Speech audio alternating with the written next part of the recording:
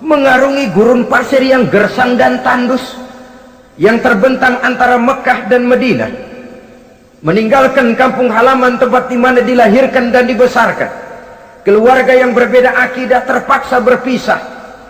Kok kuat? Kok bisa? Kok sanggup?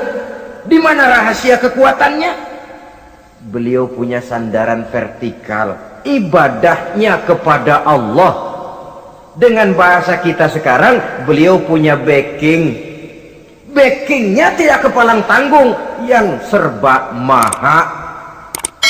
Maka saya mengajak kepada seluruh kaum muslimin, di zaman sekarang kan orang lagi main backingan, ya. Nah, siapa yang punya backing punya jalu. Saya cuma mengajak, kalau mau cari backing jangan kepalang tanggung, carilah backing yang serba maha. Maha gagah, maha tahu, maha adil, maha bijaksana, maha segala-galanya, dan dialah Allah subhanahu wa ta'ala. Saudara punya backing kolonel, tanggung, nanti dia pensiun habis.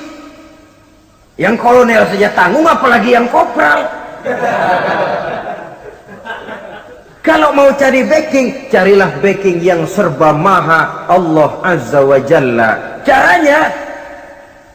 Caranya tentu dekat kepadanya. Untuk dekat kepadanya melalui jalur yang sudah diatur olehnya, melalui Rasulullah sallallahu alaihi wasallam, yaitu salat, ibadah. Makin tinggi nilai ibadah, makin dekat kita dengannya. Makin dekat dengannya, makin banyak fasilitas yang akan diberikan untuk kita. Saudara pegawai negeri ingin cepat naik golongan, itu caranya dua. Pertama, jam kantor disiplin. Jam 7 masuk, jam 3 pulang. Kalau belum jam pulang, jangan pulang. Yang kedua, tambahan di luar jam kantor, sering-sering datang ke rumah kepala bagian. Apa malam minggu, apa hari minggu, apa bawa jeruk, apa pisang Ambon, kan begitu toh. Ini nanti kan kepala bagian kan nilai, karyawan saya yang satu ini jam kantornya disiplin, tambahan dia sering datang hari minggu di luar jam kantor bawa jeruk lagi. Ini mestinya belum naik lah, gue naikin dulu ke atas. Naik, saudara-saudara. Yang saya maksud apa? Itu zuhur, asar, maghrib, isya, subuh, jam kerja resmi itu, jam kantor. Lah, ada kunjungan di luar jam kantor, yang namanya tahajud, yang namanya hajat, yang namanya duha. Nanti kan Allah lihat, ini hambaku yang satu ini jam kantornya betul, zuhur, asar, maghrib, isya, subuhnya tepat. Tambahan di luar jam kantor, dia sering menghadap kepadaku. Nah, hambaku ini aku angkat kau maqamam mahmuda, ke satu tempat yang terpuji. Kalau Allah yang ngangkat, satu negara orang mau rendahkan kita, kita akan tetap tinggi. Kalau Allah mau rendahkan, satu negara mau angkat kita, kalau memang dasar mesti nyungsap ke bawah. Inilah perlunya sandaran vertikal. Inilah perlunya kita mempunyai backing hanya kepada Allah. Pada waktunya orang akan sampai ke titik jenuh. Dalam kesunyian orang sering mempertanyakan eksistensi diri, mulai mempertanyakan hakikat keberadaannya. Di tengah kesibukan bisnisnya, di tengah kesibukan kerja, dari rapat ke rapat, dari kantor ke kantor, dari tender ke tender, orang akan sampai kepada titik jenuh. Dikala itu dia memerlukan ketenangan, dikala itu dia memerlukan kedamaian, dikala itu dia mencari eksistensi diri. Sebenarnya hidup ini mau apa sih? Cuma sekedar menjalani hal-hal yang rutin saja, pergi pagi pulang sore, peras keringat banting tulang, atau ada tujuan yang lebih luhur daripada sekedar ini? Dikala itulah dia mulai mencari jalur untuk mendekatkan diri kepada Sang Pencipta. Dan tidak bisa ingin dekat dengan Allah, saudara, pakai aturan sendiri. Ingin dekat dengan gubernur harus ikut aturan yang ditetapkan oleh protokolnya gubernur. Ingin dekat dengan presiden, ya ikut jalur yang sudah disusun oleh protokolnya presiden. Ingin dekat dengan Allah, ya ikut jalur yang sudah diatur oleh Allah melalui Rasulnya. Apa itu? Ya diantaranya sholat, puasa, dan ketentuan-ketentuan ibadah yang lain. Tidak bisa dengan prinsip yang penting kan hati baik, berjiwa bersih, akhlak luhur, tidak usah sholat kalau hati baik sudah dekat dengan Allah. Oh, alangkah enaknya kalau begitu. Kalau dengan itu bisa dekat dengan Allah, rasanya Nabi Muhammad yang paling dulu berhenti sembahyang. Kenapa? Beliau orang yang hatinya paling baik, beliau orang yang budinya paling luhur. Kalau budi luhur dan hati baik sudah menjamin untuk dekat dengan Allah, Nabi dulu berhenti sholat. Nyatanya tidak. Beliau orang yang berbudi luhur, berakhlak baik, entoh ibadahnya demikian rupa. Dan beliau adalah standar untuk kita jadikan contoh dalam mengamalkan ajaran-ajaran agama di kehidupan kita ini. Saudara, itu tadi sepertiga waktu beliau untuk ibadah, untuk Allah. Sepertiga yang kedua dari waktu beliau adalah untuk tugas. Dalam hal ini sebagai seorang rasul menyampaikan risalah Islam berhadapan dengan umat. Yang jadi soal ialah apa modal utama beliau di dalam melaksanakan tugas. Dan ini nanti sebagai cerminan buat kita. Modal utamanya pertama adalah keteladanan, dan yang kedua adalah akhlak. Sekarang ini kita hampir nyaris mengalami berbagai macam krisis. Yang paling santer kita dengar adalah krisis wibawa. Ada pak guru dicegat muridnya di jalanan, dipukulin karena nggak naik kelas katanya. Nampaknya guru nggak lagi berwibawa. Di satu pihak mungkin karena si guru tidak bisa digugu dan ditiru. Di lain pihak juga murid tidak lagi mengenal arti rasa hormat kepada pak guru. Nah, kenapa krisis wibawa timbul? Karena tidak ada keteladanan. Adapun Rasul, wibawa beliau timbul di tengah umat karena keteladanan ini. Apapun yang beliau ajarkan kepada umat, beliau adalah pelaksana pertama. Dengan kata lain, satunya kata dan perbuatan. Ini yang sangat diperlukan di zaman kita sekarang. Bukan cuma sekedar simposium, muktamar, kongres, rapat besar dengan keputusan bertumpuk-tumpuk kertas di atas meja, tetapi tidak pernah terrealisir dalam kehidupan. Yang kita perlukan adalah satunya kata dan perbuatan, bahwa kalau itu yang diucapkan, itu yang diterapkan. Kalau itu yang diteorikan, itu yang dikerjakan. Keteladanan. Yang kedua, rahasia sukses beliau dalam melaksanakan tugas berhadapan dengan umat, akhlak. Beliau tidak menyampaikan Islam ini dengan kekerasan, tidak juga dengan bujuk rayu harta, tidak pula dengan menakut-nakuti orang. Belum pernah kita baca dalam sejarah beliau teriak-teriak, awas yang tidak masuk Islam dipecat jadi orang Arab. Tidak.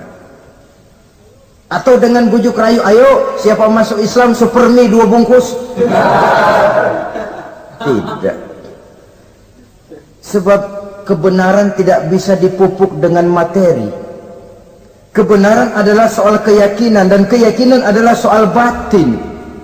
Orang yang beragama karena tertarik kepada supermi, orang yang beragama karena tertarik kepada pakaian, kepada obat-obatan, nilai imannya dipupuk dengan materi. Dan usaha seperti itu sama saja dengan menegakkan benang basah. Dia percaya kepada sesuatu yang dia tidak mengerti. Dia yakin kepada sesuatu yang dia tidak tahu apa bentuk yang dia yakini itu. Alangkah malang dan kasihannya orang yang beragama seperti ini. Tidak demikian dengan Rasul. Islam ini adalah satu keyakinan. Keyakinan terhadap kebenaran hanya bisa ditegakkan dalam nurani manusia yang paling mendasar. Karena itu dia tidak bisa dipaksakan. Dan itu pula sebabnya Quran punya prinsip la ikraha fid din. Tidak ada paksaan dalam beragama. Mau Islam silahkan, tidak mau Islam silahkan. Allah tidak memaksa. Tapi ayat ini jangan disalah pakai. tidak pernah sholat, ditanya orang, kamu kan Islam kok enggak sholat? La ikraha fiddin dong. Salah pakai. Yang tidak ada paksaan dalam beragama itu untuk orang di luar Islam. Kepada tuan-tuan di luar Islam, la ikraha fiddin, tidak ada paksaan masuk Islam. Tapi kalau sudah masuk ke dalam Islam, maka berlaku peraturan Islam. Contohnya begini saja, tidak ada paksaan masuk ke rumah saya. Itu toh. Mau masuk silahkan, tidak mau masuk tidak ada urusan. Tapi sekali saudara masuk ke rumah saya, saudara harus ikut tata tertib yang ada di dalam rumah saya. Kira-kira beragama itu begitu. Tidak ada paksaan masuk Islam. Tapi sekali saudara masuk Islam, maka berlaku peraturan Islam untuk kehidupan saudara. Jadi la ikraha fiddin ini buat orang di luar garis. Allah tidak maksa-maksa orang mau masuk Islam mau tidak, silahkan saja. Tapi ketika orang mendapat hidayah masuk ke dalam Islam, peraturan Islam berlaku dalam kehidupannya. Saudara hadirin kaum muslimin rahimakumullah, akhlak. Mari kita lihat lebih jauh bagaimana sih akhlak beliau yang mulia itu. Allahu Akbar. Kalau orang berakhlak kepada teman itu sih biasa. Tapi berakhlak kepada musuh ini yang luar biasa. Ini yang agaknya Allah saja memuji beliau, wa innaka la'ala khuluqin azim. Engkau Muhammad benar-benar berada di atas budi pekerti yang luhur dan terpuji. Kalau saya baik kepada orang yang memang baik kepada saya, logis toh, wajar, memang harusnya. Tapi berbuat baik kepada orang yang jahat terhadap saya, ini yang tidak setiap orang bisa. Nah, sebab itu saya tidak ingin menceritakan akhlak beliau kepada sahabat, namanya juga kepada sahabat. Saya akan kutip beberapa riwayat yang menceritakan bagaimana akhlak beliau kepada orang yang nyata-nyata memusuhinya. Berbagai riwayat menceritakan bagaimana beliau ketika di Taif dilontari orang dengan batu, yang melontari beliau malah mendapat doa, Allahumma hdi qaumi fa innahum la ya'lamun. Ya Allah, berikan hidayah, berikan petunjuk kepada mereka yang melontari saya dengan batu, karena mereka tidak tahu.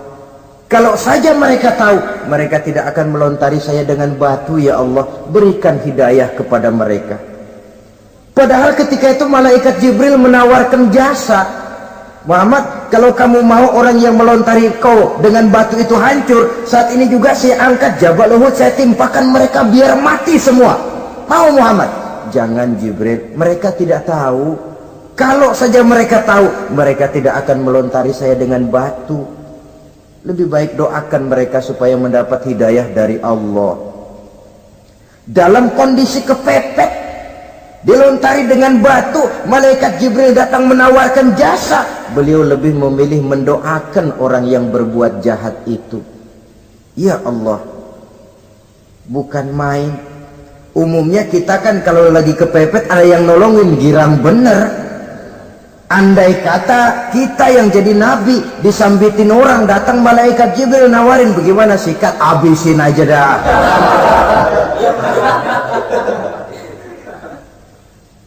Ini akhlak kepada musuh.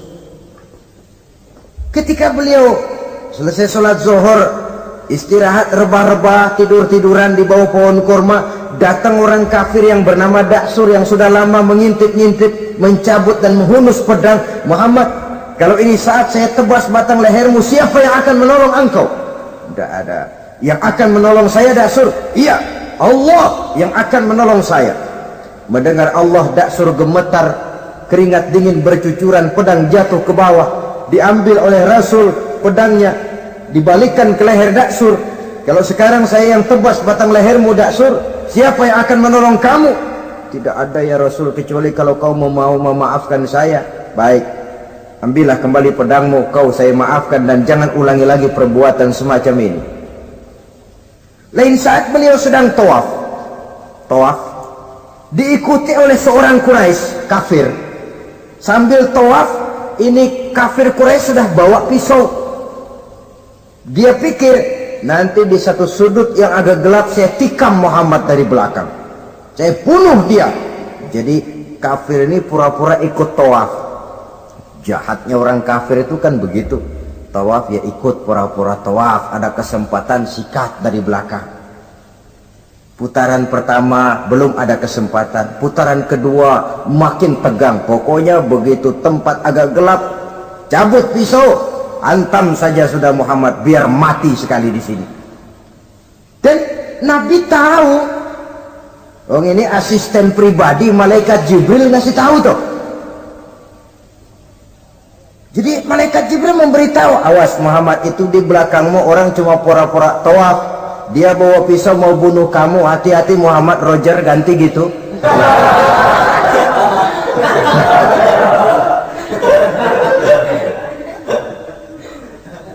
Tahu persis beliau. Sampai di satu sudut yang gelap, si kafir ini mencabut pisau. Nabi nengok ke belakang, menoleh Nabi. Begitu menoleh, Quraisy ini kan ketangkep basah, bahasa Arabnya yumsak mablul katanya, ketangkep basah, grogi, salah tingkah, garuk nggak gatel, kasihan ngelihatnya sudah.